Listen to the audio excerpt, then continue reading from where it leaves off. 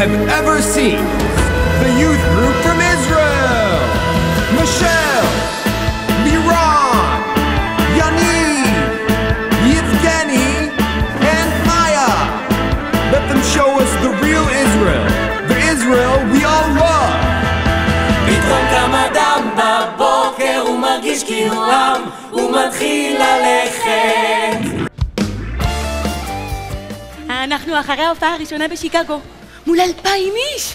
שמשלמים בכסף גדול למען המופע Made in Israel של להקת הנוער הייצוגי. הייתי בפריז וגם ברומא. הכל פה ענק. מי אני שהעז לא להגשים חלום להורים שלי? שלום לך ארץ נהדרת.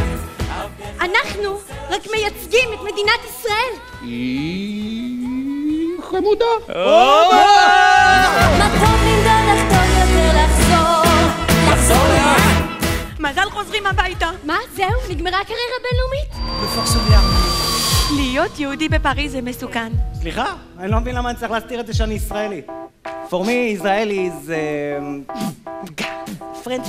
לב חופשי, היום הלב שלי חופשי, אין כבלים ואין עוד דאגות, והוא נקי משקרים. זה ערב התרמה מאוד חשוב.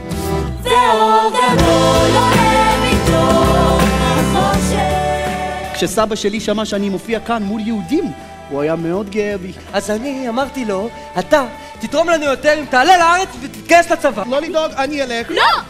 We are like you, no different, but I love them.